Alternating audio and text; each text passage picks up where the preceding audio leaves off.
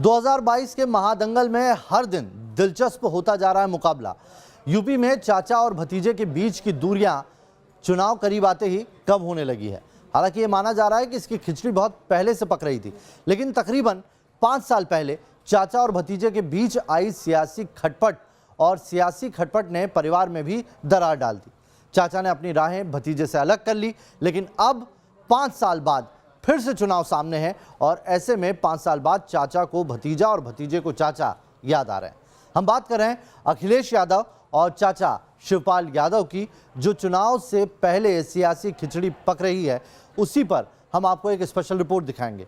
खबर तो यह है कि दोनों की चुनाव से पहले एक साथ आने की खबरें हैं। दोनों पार्टी मिल सकती हैं या फिर कुछ और होगा, देखिए। और हमारे योग्य साजिश कर रहे हैं, तो इतनी साजिशों का पर्दाफाश किया हम लोगों ने।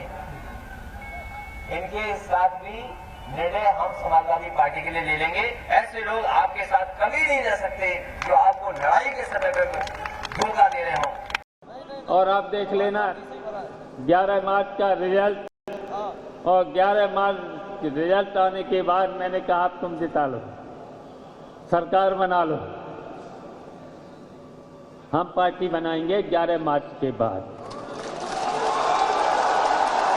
11 मार्च के बाद पार्टी बनाएंगे। कहते हैं सियासत में ना तो दोस्ती परमानेंट होती है और ना ही दुश्मनी। यहाँ तो सियासत में अदावत सगे चाचा और भतीजे के बीच थी, तो भला परिवार की अदावत कैसे परमानेंट रहने वाली थी?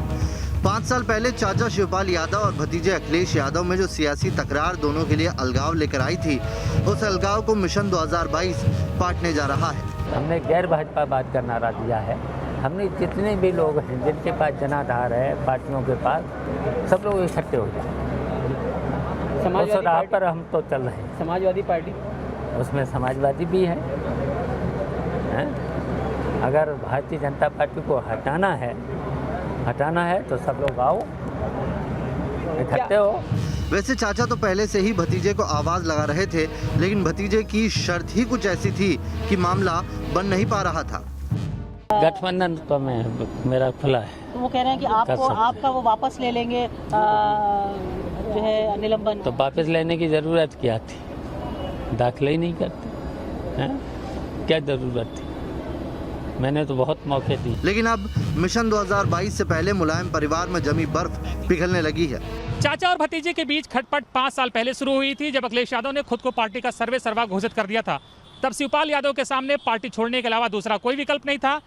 लेकिन अब मिशन 2022 के मद्देनजर दोनों के बीच नरमी दिख रही है। शिवपाल यादव जहां एक कदम आगे बढ़ाते हुए नजर आते हैं, तो वहीं अखिलेश की तरफ से 2 कदम बढ़ते हुए दिखाई देते हैं। नरमी दोनों ओर से दिख रही है, क्योंकि अब ना तो पहले की तरह अखिलेश शर्तों का बंधन लगा रहे हैं और ना ही शिवपाल। कहा तो ये भी जा रहा है कि चाचा और भतीजे के बीच सियासी खिचड़ी काफी पहले से पक रही है और अब मिशन 2022 से पहले इसका ऐलान बस रस्म अदायगी भर है। ये बीते 19 जून की तस्वीर है, जब सैफई में पारिवारिक शादी समारोह में अखिलेश और शिवपाल लंबे अरसे बाद एक मंच पर साथ नजर आए। इस फैमिली फोटो में एक और अखिलेश खड़े थे, दूसरी ओर शिवपाल, और दोनों के बीच की दूरियों को पाटने के लिए मुलायम कुर्सी पर विराजमान थे। इसी तस्वीर के सामने आने के बाद से कहा जाने लगा कि 2017 के चुनाव से पहले बिखरा मुलायम कुनबा 2022 से पहले एक साथ आ सकता है। देखिए, समाजवादी पार्टी में जो उथल पुथल हुई थी 4 साल पहले, उसके बाद से दोनों ही धड़ों ने, चाहे वो अखिलेश यादव के नेतृत्व में हो चाहे वो शिवपाल के, दोनों ने ये तो देख लिया कि वो पब्लिक के बीच में कितने पानी में है, कितनी मजबूती है, और अपने अपने दम पे वो अगर अकेले चुनाव लड़े तो वो कितनी हद तक जा सकते हैं।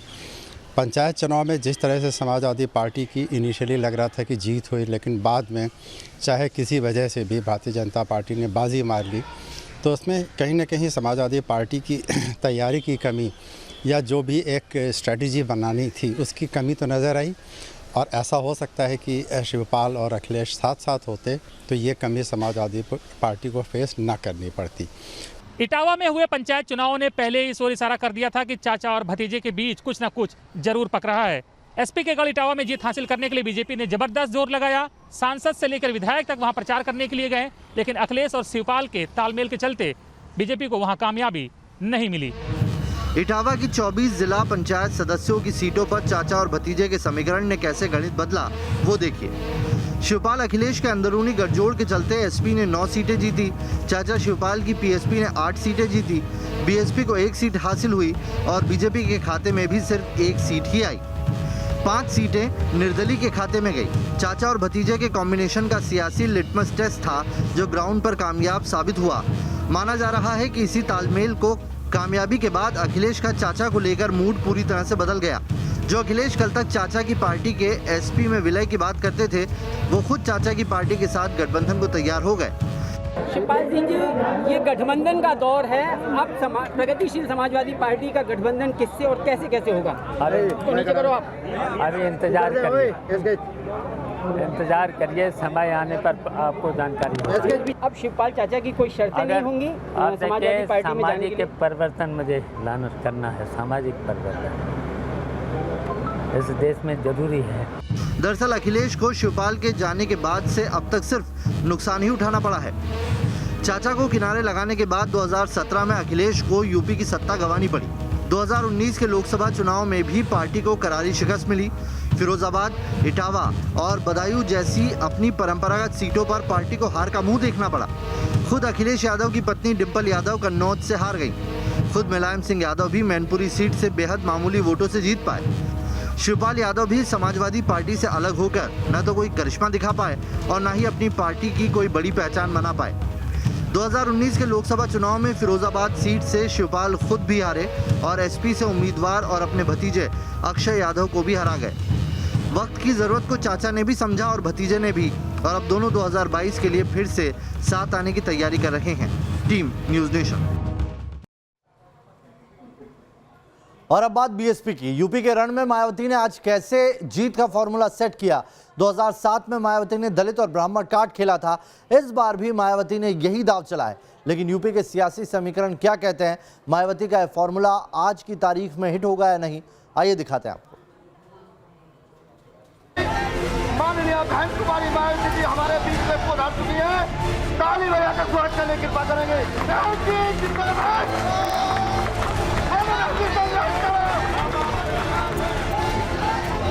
ब्राह्मण समाज से भी यही उम्मीद करती हूँ कि इनको कितना परखोगे, कितना आजमाओगे। इनको आजमा लिया आपने 5 साल। अब इनको तिलांजलि देनी चाहिए और बीजेपी के बहकावे में ना आकर तो सन 2007 की तरह बीएसपी से इनको जुड़ना चाहिए।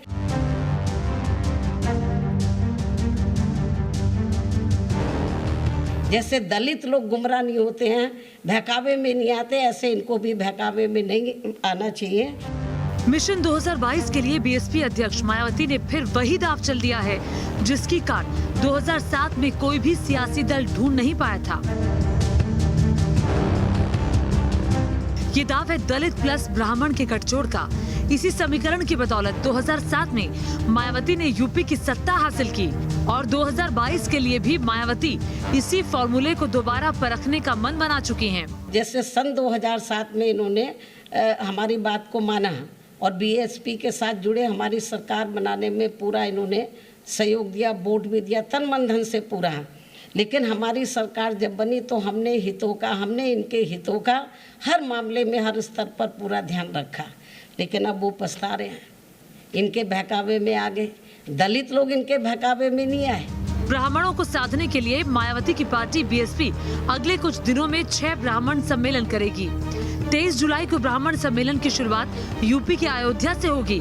पहले चरण में 23 जुलाई से 29 जुलाई तक लगातार 6 जिलों में ब्राह्मण सम्मेलन किए जाएंगे और इस सम्मेलन की जिम्मेदारी पार्टी में ब्राह्मण समाज के सबसे बड़े चेहरे सतीश चंद्र मिश्रा को दी गई है। दरअसल यूपी में जातियों का सियासी समीकरण ऐसा है जिसमें ब्राह्मणों की भूमिका को कोई भी पार्टी नजरअंदाज नहीं कर सकती। कहा जाता है कि यूपी में ब्राह्मण समाज जिस पार्टी को समर्थन करता है, सत्ता उसी पार्टी को हासिल होती है।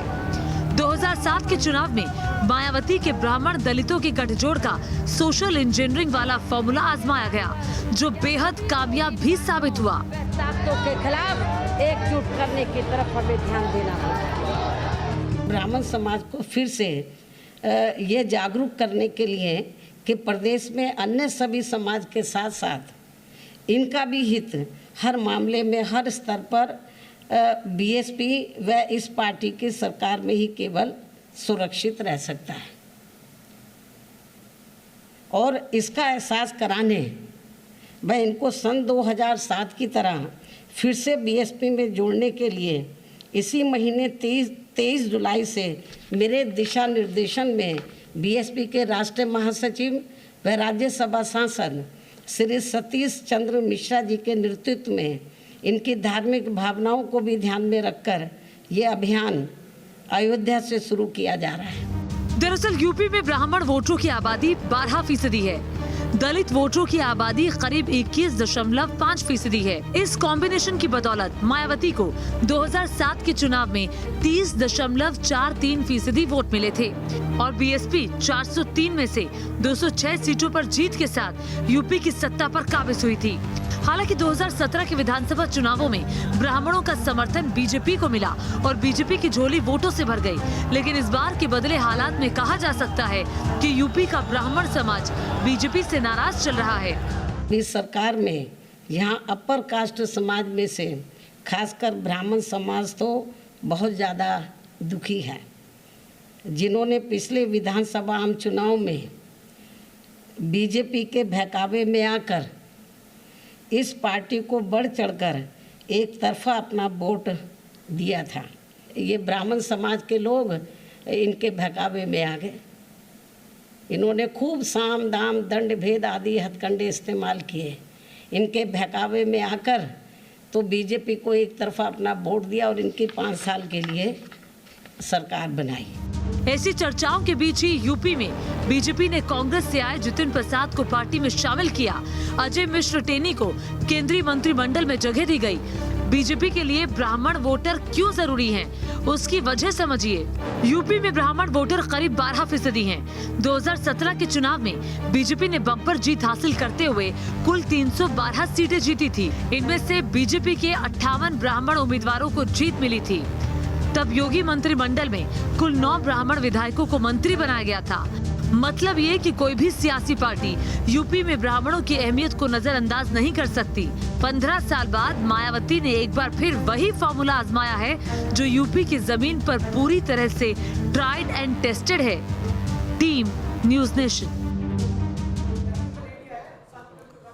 यूपी में बीजेपी को शिकस्त देने के लिए एसपी और बीएसपी अपनी अपनी रणनीति तैयार कर रहे हैं और इन सब के बीच यूपी में सुस्त पड़ी कांग्रेस में प्रियंका गांधी जान फूंकने की कोशिश में लगी हैं, क्योंकि विपक्ष कह रहा है प्रियंका गांधी के कैलेंडर और लिमिटेड टाइमिंग वाले दौरों से कांग्रेस का कुछ भला नहीं होने वाला, वो भी तब जब निकाय चुनाव में कांग्रेस करीब करीब साफ हो चुकी है। चुनाव तक 24 घंटे काम करने का अपना लक्ष्य बनाइए, रुकिए मत, डरिए मत। अभी कांग्रेस का तो उत्तर प्रदेश में कोई भविष्य नहीं है। 3 दिन के यूपी दौरे पर पहुंची कांग्रेस महासचिव प्रियंका गांधी ने एक और मिशन 2022 के लिए कार्यकर्ताओं में जोश भरा, तो दूसरी ओर सूबे की योगी सरकार पर हमलावर रही। लेकिन प्रियंका के 72 घंटे के दौरे को विरोधियों ने सियासी टूरिज्म बता दिया, तो प्रियंका ने इस बयान को आड़े हाथों ले लिया। प्रियंका ने कहा, मैं एक राजनीतिक पर्यटक नहीं हूँ, मैं नियमित रूप से यूपी आती रही हूँ। मुझे और मेरे भाई राहुल को गैर गंभीर राजनेता के रूप में दिखाने के लिए ये बीजेपी का प्रचार है और हम इससे डरने वाले नहीं हैं। बीजेपी बार बार मेरे और राहुल के गंभीर राजनेता नहीं होने के बारे में एक मुद्दा बनाना चाहती। प्रियंका गांधी कांग्रेस की यूपी की प्रभारी हैं। प्रियंका के सामने चुनौती बड़ी है, क्योंकि वो उस कांग्रेस पार्टी को जीवंत करने की कोशिश में लगी हैं जो फिलहाल यूपी में हाशिए पर पहुंच चुकी है। 3 दिनों के यूपी दौरे पर प्रियंका आई तो उनके निशाने पर हर वक्त बीजेपी और सीएम योगी ही रहे। चुनाव की तरफ इतना काम करेंगे कि सबको शर्मिंदा कर देंगे। प्रियंका की कोशिशों से लग रहा है कि यूपी के सियासी मैदान से बाहर हो चुकी कांग्रेस एक बार फिर अपने अस्तित्व के लिए संघर्ष कर रही है। ये अलग बात है कि प्रियंका एक और जान लगा रही हैं, तो दूसरी ओर पंचायत से लेकर जिला अध्यक्ष चुनावों में पार्टी खत्म होने की कगार पर है। यूपी के जिला पंचायत अध्यक्ष चुनाव और ब्लॉक अध्यक्ष चुनाव में कांग्रेस एक सीट भी नहीं जीत पाई। कांग्रेस के सबसे मजबूत गढ़ रायबरेली में उसे ब्लॉक अध्यक्ष का प्रत्याशी नहीं मिल सका। जिले के 18 ब्लॉकों में प्रमुख बनाने के लिए दूसरी पार्टियों के प्रत्याशियों को वॉकओवर दिया। देखिए, प्रियंका वाड्रा ये बताएं कि उनकी हालत क्या हुई वहाँ पर। उनका तो नाम लेवा भी नहीं है और ज़मीन उनकी सर चुकी है। अमेठी से राहुल गांधी का सफाया हो गया, रायबरेली से सोनिया गांधी जी का सफाया होने जा रहा है। उनके जो विधायक है ज़मीन पर रायबरेली में, वो तक विरोध में खड़े हैं वहाँ पर। तो ये तो उनको तय करना है कि वो यूपी में अपनी ज़मीन कैसे बचाएं, बनस्पत आरोप लगाने के। उत्तर प्रदेश में आने वाले चुनाव के लिए प्रियंका तो फॉर्म में नजर आ रही हैं। पार्टी के लिए विधानसभा के संभावित प्रत्याशियों के नाम भी मांग रही हैं, लेकिन कांग्रेस कशमकश में फंसी हुई है। कशमकश की वजह ये बताई जा रही है कि प्रियंका गांधी यूपी में कांग्रेस से मुख्यमंत्री का चेहरा हो सकती हैं। ये भी कहा जा रहा है कि कांग्रेस अगर प्रियंका को सीएम फेस नहीं बनाती है तो भी पार्टी उन्हीं के नेतृत्व में मैदान में उतरेगी। लेकिन कांग्रेस को इस बात का भी डर सता रहा है कि अगर चुनाव में पार्टी बेहतर प्रदर्शन नहीं कर पाई तो इसका सीधा असर प्रियंका गांधी की छवि और लोकप्रियता पर पड़ेगा। Team news nation. चलिए, इस खास पेशकश में अभी के लिए इतना ही। बने रहिए न्यूज़ नेशन के साथ। यहाँ खबरों का सिलसिला कभी नहीं थमता।